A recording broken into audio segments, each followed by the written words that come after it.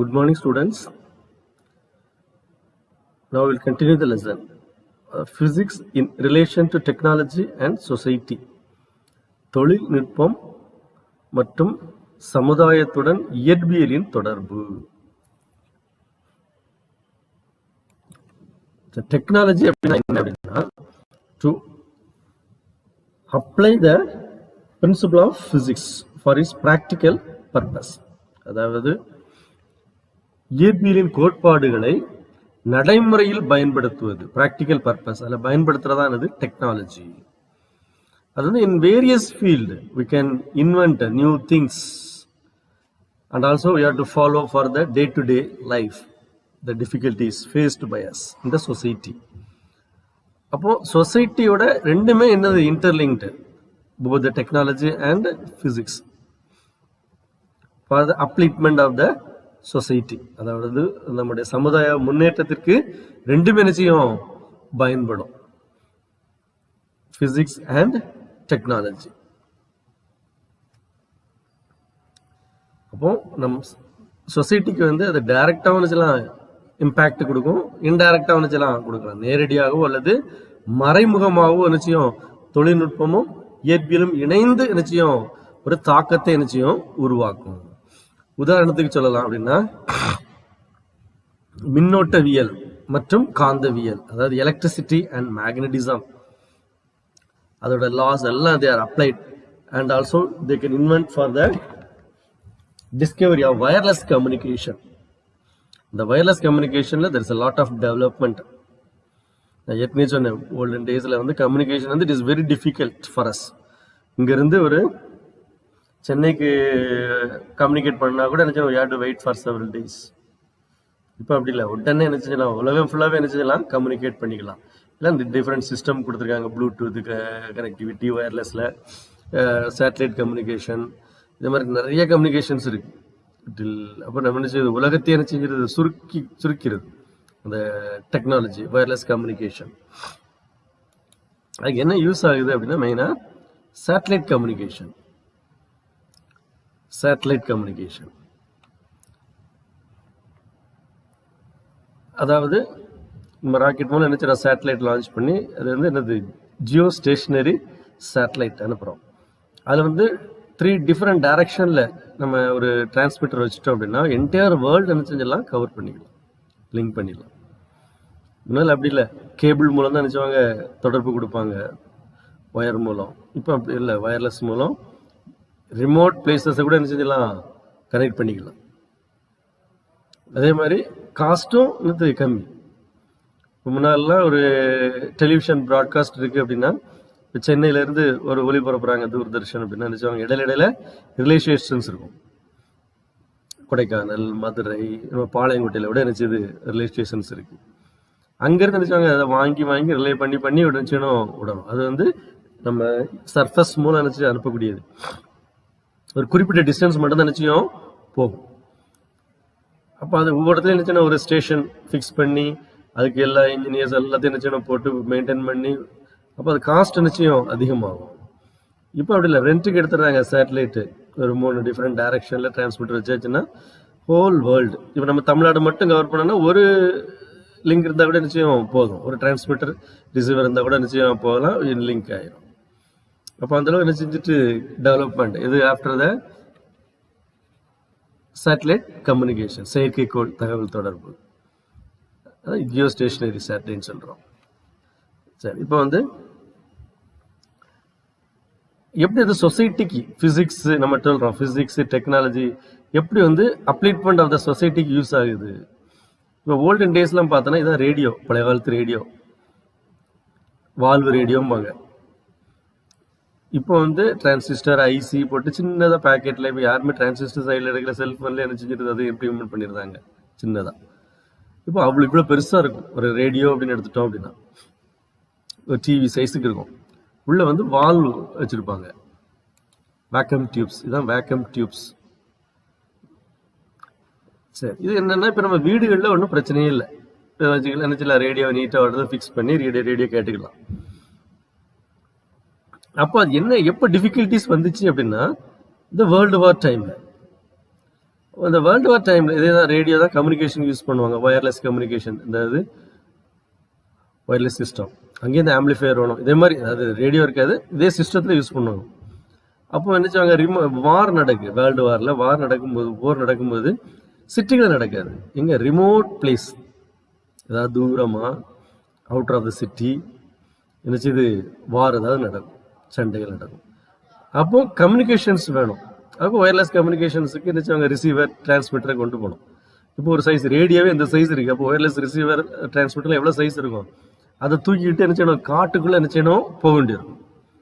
அவ்வளோ தூரம் அதை தூக்கிட்டு போகிறது வெரி டிஃபிகல்ட் ஃபார் அஸ், அது ப்ராக்டிக்கல் டிஃபிகல்டிஸ்.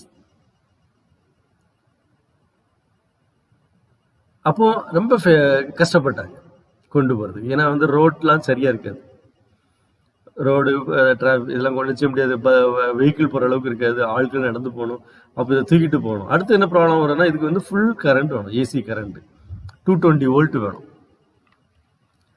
அப்போ ரிமோட் பிளேஸ்ல நினைச்சாது கிடைக்காது. அப்போ இந்த டெக்னிக்கல் ப்ராப்ளம்ஸ்லாம் என்ன செய்றாங்க, தே கேன் யார்கிட்ட சொல்ல முடியும், சயின்டிஸ்ட், பிசிஸ்ட், அதே மாதிரி டெக்னாலஜி டெவலப் ஆச்சு. உடனே அந்த வாரெல்லாம் முடிஞ்ச பிறகு இந்த ப்ராப்ளத்தை டிஸ்கஸ் பண்ணும்போது இந்த வேக்யூம் டியூப்ஸுக்கு பதில் என்ன கண்டுபிடிச்சாங்க, செமிகண்டக்டர் டிவைஸ் யூசிங் சிலிக்கன் ஜெர்மானியம், அதை யூஸ் பண்ணி ஃபர்ஸ்ட் டிரான்சிஸ்டர் கண்டுபிடிச்சாங்க. அப்போ டிரான்சிஸ்டர் ரேடியோ, அந்த வயர்லெஸ், அந்த ஆம்பிளிஃபையர், ரிசீவர் எல்லாமே எப்படி இருக்கும், டிரான்சிஸ்டர் வச்சுட்டோம். இதோட சைஸ் வந்து இதில் கால்வாசி ஆயிட்டு. மைக்ரோ எலக்ட்ரானிக்ஸ் அது பிறகு இப்போ நானோ டெக்னாலஜி, அது இப்போ ஹைடெக்ல நினச்சி இது போயிட்டு. அப்போ இதான் என்னது சொசைட்டியோட ப்ராப்ளம். அதை வந்து ரெக்டிஃபைட் பை த ஃபிசிக்ஸ். அவங்களோட பிரின்சிபல் என்னது, they can apply in technology என்ன பண்ணுறாங்க, டிசைன் பண்ணிடுறாங்க. ஃபிசிக்ஸ் வந்து தியரட்டிக்கலாக நினச்சாங்க டிசைன் பண்ணி கொடுக்குறாங்க, டெக்னாலஜிஸ் வந்து அதை டெவலப் பண்ணி அந்த சொல்யூஷன் நினச்சாங்க கொடுத்துட்றாங்க. இந்த மைக்ரோ எலக்ட்ரானிக்ஸில் ரொம்ப சின்னதாக செஞ்சிடும், அப்பரேட்டஸ் வந்து ரொம்ப சின்னதாக, it is very easy to carry.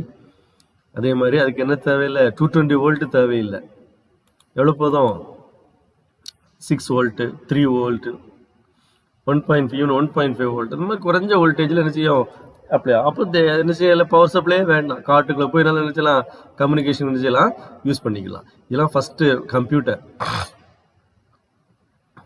Computer பாரு எவ்வளோ சைஸ் இருக்குங்க, ரூம் சைஸுக்கு இருக்கு, எவ்வளோ பெருசாக இருக்கு. அப்போ வந்து they are using the vacuum tubes and every thing. அப்போ அந்த ரேடியோவில் இருந்துச்சு அந்த வேக்யூம் டியூப்ஸ் அந்த மாதிரி இருக்கும். அப்போ அதுக்கு இடம் நிறைய வேணும், வென்டிலேஷன் வேணும், அதுதான் எவ்வளோ பெருசாக வச்சுருக்காங்க first computer.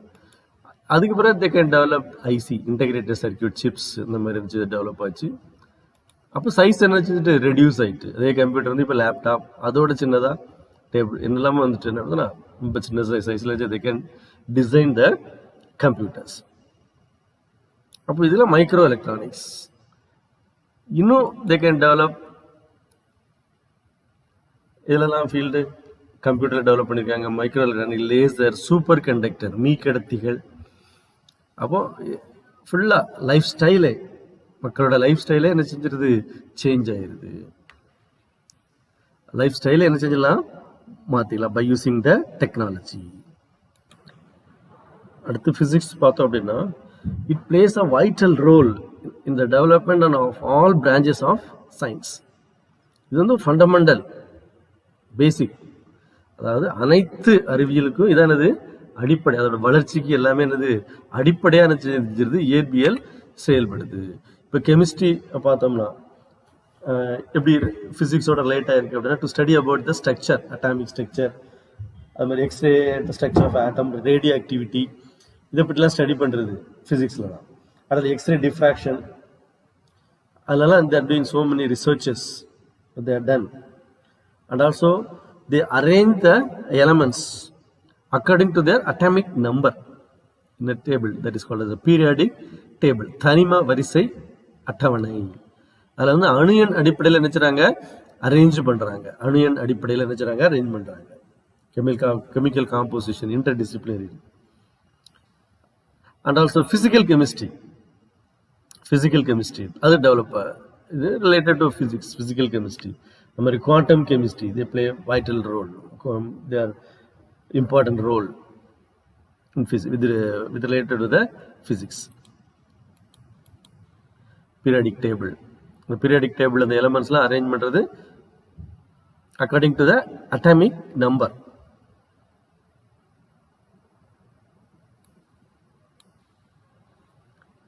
Bonding, various bonding that studied. Structure, atomic structure. அடுத்து how it is relation to the biology. Biology முக்கியமா they can use the microscope. The bacteria அதை பற்றிலாம் ஸ்டடி பண்றதுக்கு they can use the microscope. அந்த microscope principle வந்து it is based on physics, இயற்பியல் அடிப்படையாக கொண்டது. டெக்னாலஜிஸ் நினைச்சாங்க அதை டெவலப் பண்றாங்க மைக்ரோஸ்கோப். அதுக்கு பிறகு இப்போ லேட்டஸ்டா எலக்ட்ரான் மைக்ரோஸ்கோப் டு ஸ்டடி. என்ன சொல்ல ரொம்ப மைன்யூட்டா இருக்கும், காஸ்ட்லி, என்ன செய்ய ரொம்ப மைன்யூட்டா இருக்கும். they can study about the cell structure. அதை கூட என்ன செய்யலாம், ஸ்டடி பண்ணிக்கலாம். செல் ஸ்ட்ரக்சரை கூட என்ன செஞ்சுக்கலாம், ஸ்டடி பண்ணிக்கலாம் by using the electron microscope பயன்படுத்தி. இதான் ஒரு எலக்ட்ரான் மைக்ரோஸ்கோப். இது எலக்ட்ரான் மைக்ரோஸ்கோப் லேப்ல எப்படி யூஸ் பண்றாங்கிறது.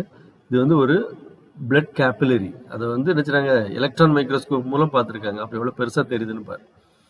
அப்போ அதில் ஏதாவது இதில் பிரேக் ஆயிருக்கு, அதெல்லாம் என்ன செஞ்சலாம், கண்டுபிடிச்சிக்கலாம் by using the electron microscope. அப்போ அது வந்து பயாலஜியில் ரொம்ப எனர்ஜி ஒரு இம்பேக்ட். அடுத்து radio therapy treatment by using the radio active material. அதாவது கேன்சர் பேஷண்ட்ஸுக்கு. கேன்சர் அப்படிங்கிறது என்னது, ஒரு செல் க்ரோத் அப்படிதானே, ஒரு அஃபெக்டட் செல் க்ரோத். அந்த செல் டிவிஷன் அதை என்ன டெஸ்ட்ராய் பண்ண, அதை ஆப்ரேட் பண்ணி ரிமூவ் பண்ண முடியாது. கட்டியை ரிமூவ் பண்ணால் நிச்சயம் மல்டிப்ளை ஆகிட்டே இருக்கும். ஓப்பன் பண்ணும்போது மற்ற இடத்துக்கு ஸ்ப்ரெட் ஆயிரும். அப்போ நினைச்சாங்கன்னா இந்த ரேடியோ ஆக்டிவிட்டி மூலம் வரக்கூடிய இந்த radiations alpha beta gamma rays சொல்கிற அந்த காமா ரேஸ்லாம் பெனிட்ரேட்டிங் பவர் அதிகமாக உள்ளது. அதை எக்ஸ்போஸ் பண்ணி என்ன பண்ணுவாங்க, அந்த ரேடியோ தெரப்பி கொடுக்கும்போது அந்த செல்லை என்ன செய்யறா உள்ளே போய் அந்த ரேடியேஷன்ஸையும் டெஸ்ட்ராய் பண்ணிடும். ரேடியோ தெரப்பி அதை ஸ்டடி பண்ணுறது இதில் ஃபிசிக்ஸ் தான். இந்த ரேடியோ ஆக்டிவிட்டியை பற்றி ஸ்டடி பண்ணுறது எல்லாமே ஃபிசிக்ஸ் தான். But it is applied in biology, radio therapy அதில் யூஸ் ஆகுது. அடுத்தல பார்த்தோம் அப்படின்னா கணிதவியலில் இயற்பியலில் தொடர்பு. Physics in relation to mathematics. அது மாதிரி மேத்தமெட்டிக்ஸும் ஃபிசிக்ஸும் என்ன செய்ய முடியாது, பிரிக்க முடியாது. ஏன்னா ரெண்டுமே ரொம்ப இன்டர் ரிலேட்டட். எல்லாம் இப்போ ஒரு டெரிவேட்டிவ், ஒரு கிராஃப் இருக்குன்னா அதில் ஸ்லோப்பை கண்டுபிடிக்கணும், you have to apply come to maths. ஒரு டெரிவேஷன் இருக்குன்னா அதில் டிஃபரன்சியேஷன் இன்டகிரேஷன் எல்லாமே நிச்சயம் லிங்க் ஆகும். அதான் மேத்ஸ் தெரியாமல் ஃபிசிக்ஸ் என்ன செய்ய முடியாது, தரவாக முடியாது. தேர் இன்டர் ரிலேட்டட். மேத்தமெட்டிக்கல் ஃபிசிக்ஸ் அப்படின்னு நிறைய வால்யூம் உண்டு. Introduction to mathematical physics. அடுத்து பார்த்தோம் அப்படின்னா அஸ்ட்ரானமி, வானியல். வானியலோட எப்படி இயற்பியல் வந்து தொடர்பு இருக்கு, அஸ்ட்ரானமிக்கல். அப்போ அஸ்ட்ரானமிக்கல் டெலஸ்கோப் அது டிசைன் பண்ற எல்லாமே பிசிக்ஸ். அஸ்ட்ரானமிக்கல் இந்த டெலஸ்கோப் வச்சு தான் நினைச்சிடும் வானத்தில் உள்ள நட்சத்திரங்கள், மற்ற கேலக்சி, பிளானட்ஸ் இதை பற்றி நினைச்சிடும் ஸ்டடி பண்றோம். வானியல் வல்லுநர்கள் அப்படின்னா வானியல் அந்த கோள்களோட இயக்கம் அதை பற்றிலாம் ஸ்டடி பண்றது, planetary motion. they can use the astronomical telescope, வானியல் தொலைநோக்கிகள் அது யூஸ் ஆகுது. அடுத்து வந்து ரேடியோ டெலஸ்கோப், ரேடியோ தொலைநோக்கி, ரொம்ப தூரத்தை தள்ளி பார்க்கறதுக்கு ரேடியோ தொலைநோக்கி வச்சு நினைச்சாங்க, ஆராய்ச்சி பண்றாங்க. அதெல்லாம் டிசைன் பண்றது டெக்னாலஜிஸ். அந்த டெக்னாலஜிஸுக்கு பேஸ் என்னது, பிசிக்ஸ் தான். அப்போ இயற்பியல் தத்துவங்களை பயன்படுத்தி தான் என்ன சொல்றோம், அண்டத்தினர் பற்றி கற்றுக்கொள்ள முடிகிறது. நம்மளோட கேலக்சியை பற்றி அறியறதுக்கு மெயினா பிசிக்ஸ் தான் இது அப்ளை ஆகுது, அஸ்ட்ரானமி. அடுத்து பார்த்தோம் அப்படின்னா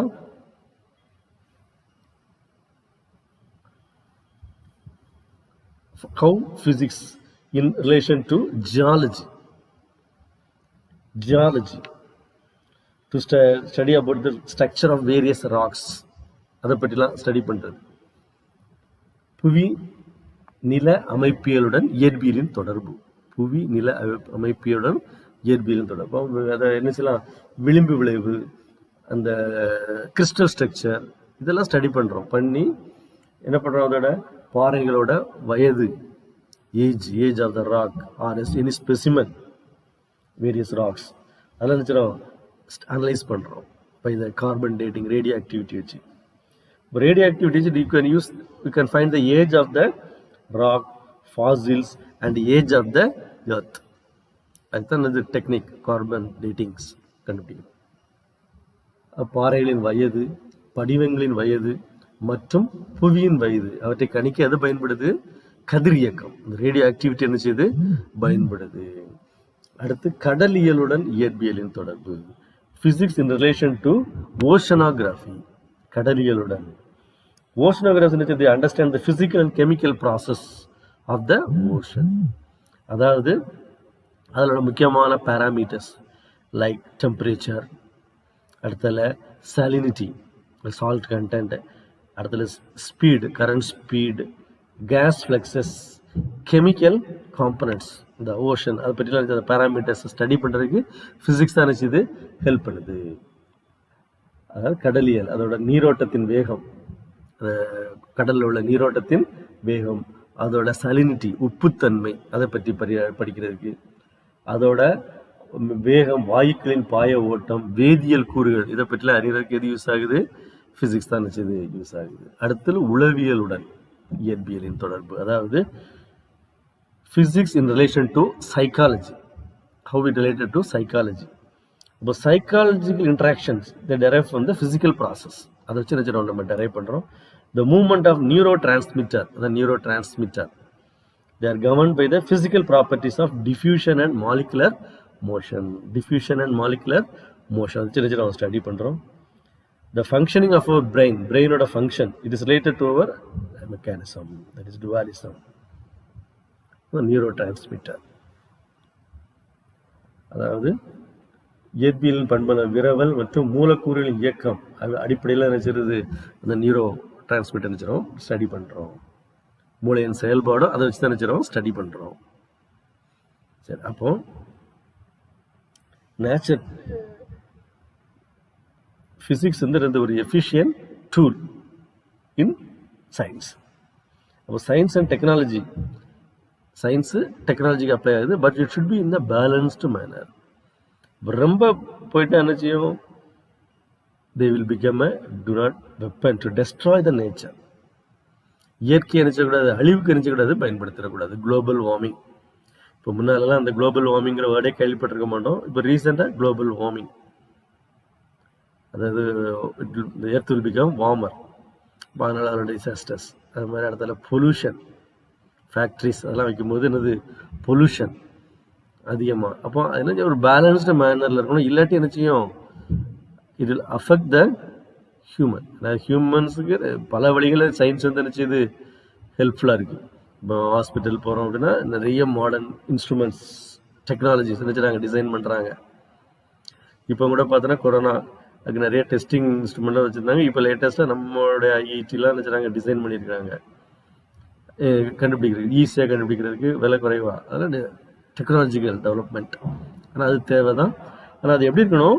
ஒரு பேலன்ஸ்டு மேனரில் இருக்கணும். நெகட்டிவ் இம்பேக்ட் நினச்சக்கூடாது, இருக்கக்கூடாது. You should not pollute the atmosphere.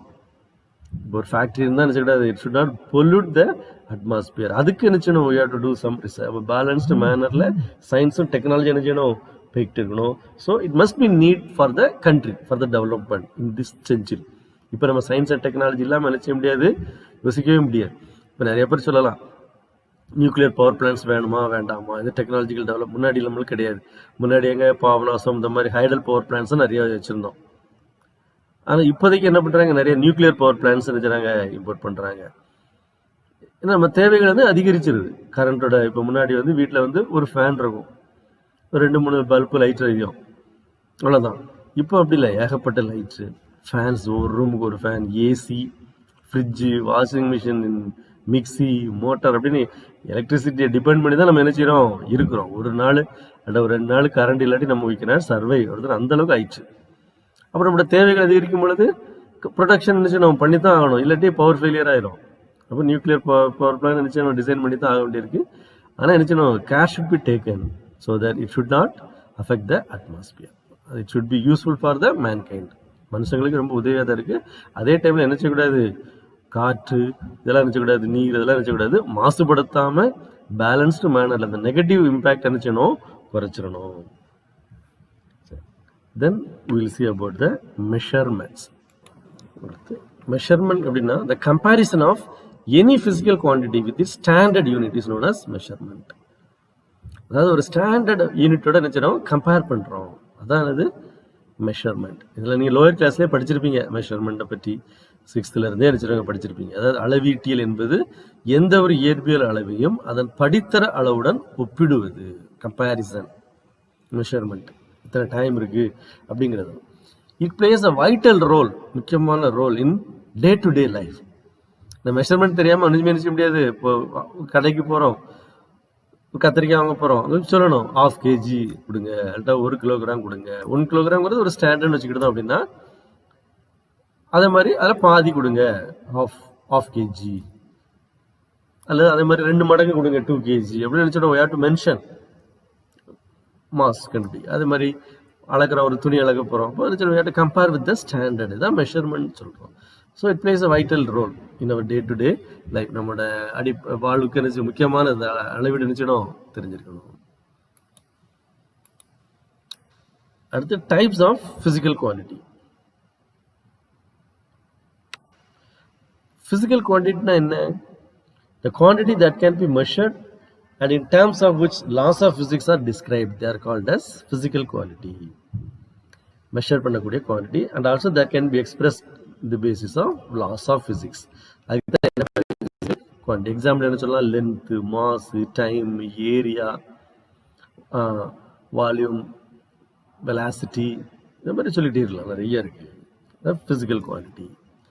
அந்த பிசிக்கல் குவான்டிட்டி நம்ம நினைச்சலாம் 2 தான் நினைச்சலாம் பிரிக்கலாம். Physical quantities we can divide into 2 types. ஒன்று என்ன அப்படின்னா ஃபண்டமெண்டல், இன்னொன்று வந்து டெரைவ்ட் யூனிட்ஸ். ஒன்று வந்து ஃபண்டமெண்டல் குவான்டிட்டிஸ், இன்னொன்று என்னது derived quantities. Fundamental quantities, derived quantities.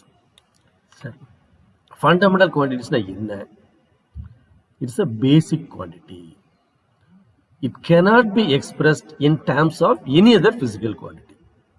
இதான் அடிப்படை. அடிப்படை வேறு எந்த இதுலையும் என்ன செய்ய முடியாது, எந்த அளவுல என்ன செய்ய முடியாது, அதை குறிப்பிட முடியாது. வேறு எந்த இயற்பியல் அளவுகளினாலும் குறிப்பிட இயலாத அளவுகள் அடிப்படை அளவுகள் எனப்படும். இதான் ஃபண்டமெண்டல் குவான்டிட்டிஸ். அதுக்கு எக்ஸாம்பிள் என்ன சொல்லலாம்? Length, mass, time. இதான் 3 fundamental quantities. In SI system, we can take electric current, temperature, luminous intensity and amount of substance. இதெல்லாம் வந்து fundamental quantities. அதாவது வேறு எந்த இயற்பியல் அளவுகளாலும் குறிப்பிட இயலாத அளவுகளுக்கு என்ன சொல்றோம்? அடிப்படை அளவுகள் எனப்படுகிறது. அடுத்தது derived quantities.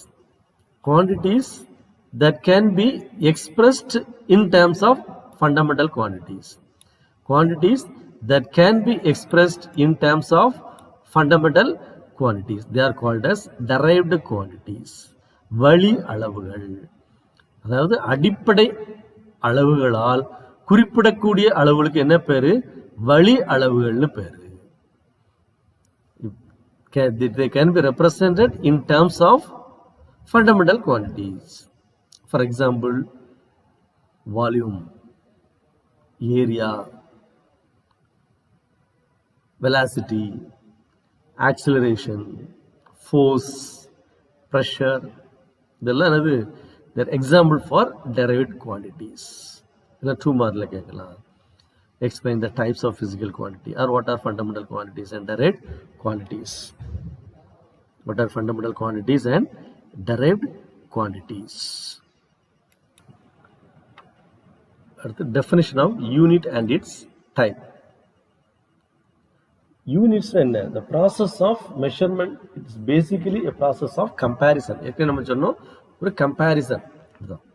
இப்போ நம்ம கடையில் போய் துணி வாங்க போகிறோம், ஒரு ஷர்ட் பிட் வாங்க போகிறோம், ஒரு 3 மீட்டர் கிளாத் வேணும். இப்போ ஸ்டாண்டர்ட் என்ன? 1 மீட்டர். அப்போ அதை மாதிரி 3 மடங்கு வேணும், 3 times வேணும்னு நினைச்சிட்டோம், நம்ம போய் கேட்குறோம். அதான் யூனிட்னு சொல்கிறோம். இப்போ metre is the 1 metre is the unit of the quantity length. இப்போ மீட்டருங்கிறது என்னது? Unit of length. இதே மாஸ்ன்னு எடுத்துட்டோம்னா கிலோகிராம். அப்போ யூனிட்னா என்ன? an arbitrary chosen standard of measurement of a quantity which is accepted internationally is called unit of the quantity. அலகின் வரையறை மற்றும் அதன் வகைகள். என்ன அலகுன்னு என்ன? உலகளவில் ஏற்றுக்கொள்ளப்பட்ட தனித்துவமிக்க தெரிவு செய்யப்பட்ட ஒரு அளவின் படித்தர அளவே அலகு எனப்படுகிறது. அதுல the unit in which the fundamental quantities are expressed, measured, they are called as fundamental units. Example, mass kilogram, length meter, time second. அப்போ கிலோகிராம், மீட்டர், செகண்ட், இதெல்லாம் வந்து fundamental units. All other units physical, they can be a measurement of all other physical quantities, they are called as derived units. Derived units, meter square, meter per second, இதெல்லாம் என்னது? derived units. அடுத்து different types of measurement system. அதில் நிறைய system இருக்கு. First வந்து அந்த fundamental இதில் measure பண்ணக்கூடியது. ஃபர்ஸ்ட் வந்து எஃபிஎஸ் சிஸ்டம். அது வந்து என்னன்னா British system, British engineering system. அதில் எஃப்னு என்னன்னா foot pound second, foot pound second. அடுத்து சிஜிஎஸ் சிஸ்டம். சிங்கிறது சென்டிமீட்டர், ஜி கிராம், எஸ்ங்கிறது second. It is a Gaussian system. அடுத்து MKS system, metre, kilogram, second, MKS system. இது மாதிரி நிறைய சிஸ்டம்ஸ் நினைச்சிடும் ஃபாலோ பண்றோம். MK system. இப்போ இன்டர்நேஷனலா ஃபாலோ பண்ணக்கூடிய சிஸ்டம் என்ன அப்படின்னா SI system. The system of unit, it is used by scientists and engineers around the world. Commonly they are called as SI system. System International D units. System International D units. அதான் என்ன சொல்றோம்? SI system. And it is commonly followed all over the world. இப்போ olden டேஸ்ல நம்ம நினைச்சிடும் CGS system, அதுன்னு வெவ்வேறு system ஒவ்வொரு part of the கண்ட்ரிலையும் ஒவ்வொரு வெவ்வேறு சிஸ்டம் நினைச்சிடும் ஃபாலோ பண்ணோம். அப்போ இந்த ஏற்கனவே என்ன சொன்னேன், கம்யூனிகேஷன் கேப். அப்போ இந்த இம்போர்ட் எக்ஸ்போர்ட்லாம் ரொம்ப டிஃபிகல்ட், எவ்வளோ கஷ்டம் கிடையாது. இப்போ வந்து ஈஸியாக இப்போ நம்ம ஃபாரின்ல என்ன கிடைச்சாலும் சரி அடுத்த செகண்ட் நம்ம என்ன செய்யலாம், ஆர்டர் பண்ணி வாங்கிக்கலாம். நம்ம கண்ட்ரியில் உள்ளது என்ன செய்யறோம், ஃபாரின் எக்ஸ்போர்ட் பண்ணுறோம். அப்போ எக்ஸ்போர்ட் இம்போர்ட் பண்ணும்போது என்ன செய்யணும் தெரியுது, ஒரு காமன் சிஸ்டம் இருந்தால் தான் ஈஸியாக இருக்கும். சப்போஸ் ஒரு கண்ட்ரில வந்து சிஜிஎஸ் சிஸ்டம் ஃபாலோ பண்றாங்க, இன்னொரு கண்ட்ரில எஃபிஎஸ் சிஸ்டம் ஃபாலோ பண்றாங்க அப்படின்னா இவங்க கொடுக்கறது எஃபிஎஸ் சிஸ்டம்ல ஆர்டர் கொடுப்பாங்க, அவங்க கொடுக்கறது சிஜிஎஸ் சிஸ்டம்ல கன்வெர்ட் பண்ணி அதை என்ன செய்யணும், டெலிவரி பண்ணணும். அப்புறம் இவங்க செக் பண்ணும்போது எஃபிஎஸ் சிஸ்டம்ல. அப்போ it is so many difficult. அப்போ ஏற்கனவே சொன்னது, அப்போ இந்த டிஃபிகல்டிஸ் வந்து சயின்டிஸ்ட் எல்லாமே உட்காந்து டிஸ்கஸ் பண்ணி they frame the system international டி யூனிட்ஸ். அதான் இதுக்கு 1960 ஒரு conference, it is recognized general conferences on weights and measure. அவங்க என்ன பண்ணாங்க, இந்த சிஸ்டத்தை ஃபாலோ பண்ணாங்க ஆல் ஓவர் தி வேர்ல்ட். இப்போ என்ன செய்றாங்க, எல்லா சயின்ஸ் இன்ஜினியர் எல்லாமே they will follow the SI system. இதுல வந்து பார்த்தோம் அப்படின்னா ஒரு 7 ஃபண்டமெண்டல் குவான்டிட்டிஸ், ஃபண்டமெண்டல் யூனிட்ஸ் உண்டு. Kilogram, metre, second, ampere, kelvin, mole, candela. 7 fundamental units. அது மாதிரி 7 ஃபண்டமெண்டல் குவான்டிட்டிஸ். மற்ற எல்லாமே டைரக்ட் குவான்டிட்டி. மற்ற இப்போ சிஜிஎஸ் எஃபிஎஸ்ல 3 தான் ஃபண்டமெண்டல் எடுத்தோம். இதுல வந்து 7 ஃபண்டமெண்டல் யூனிட்ஸ் எடுத்திருக்கிறோம். சரி, இதோட அட்வான்டேஜ் ஆஃப் தி சிஸ்டம், ஒவ்வொரு physical குவான்டிட்டிஸும் they can use one unit. It is a rationalized system of units. Rationalized system of units. மாஸ்ன்னு எடுத்தோம்னா கிலோகிராம் தான். இப்போ மற்ற இதெல்லாம் தான் எக்ஸ்பிரஸ் பண்ணிக்கலாம், ஹையர் பர்சன்டேஜ் எல்லாம் கன்வெர்ட் பண்ணிக்கலாம். அந்த அளவுக்கு ஃபிளெக்சிபிளா நினைச்சது இருந்துச்சு. So it is a rationalised system. அடுத்தல இந்த சிஸ்டம்ல என்னன்னா all the derived units can be easily obtained. All the derived systems can be obtained. அனைத்து வழி அலகுகளும் அடிப்படை அலகுகளிலிருந்து நினைச்சிரோம் பெறப்படும். எல்லா அலகுகளும் என்ன செய்யலாம், இந்த அடிப்படை அலகுகளை என்ன செய்யலாம், பெறலாம். All the direct quantities can be obtained from the basic fundamental quantities. ஃப்ளெக்சிபிளா இருக்கும். This is a coherent system of units. அதான் இது என்ன சொல்றோம், coherent system of units. Oréal அலகு முறை. இது வந்து SI system. அடுத்து என்ன சொல்றோம், it is a metric system, which means that multiples and submultiples can be obtained as powers of 10. Powers of 10. Suppose நம்மளுக்கு வந்து மீட்டர், அது வந்து பெரிய ஸ்கேலா இருக்கு, சின்னதா நம்ம மெஷர் பண்ணணும், மில்லி மீட்டர் வேணும். அப்போ அதை மீட்டர் எப்படி ரெப்ரசென்ட் பண்றது, 10⁻³ மீட்டர் கன்வெர்ட் பண்ணிக்கிட்டோம். பெரிய சிஸ்டம் வேணும், அதுக்கு என்ன செய்யலாம், அதுக்கு தகுந்தாப்புல என்ன செய்யலாம், கன்வெர்ட் பவர்ஸ் ஆஃப் 10ல என்ன செஞ்சலாம், கன்வெர்ட் பண்ணிக்கலாம் ஃபிளெக்சிபிளா. These are the advantages of SI system. என்னெல்லாம், it can be used of only one unit for one physical quantity, which means it is a rationalized system. ஒரு physical quantity தான் ஒரு unit தான். அடுத்தால மற்ற derived units can be easily obtained from the basic unit. அதாவது பேசிக் unit, இந்த fundamental யூனிட்ல இருந்து derived units என்னலாம் கொண்டுக்கலாம், which means it is a coherent system of units.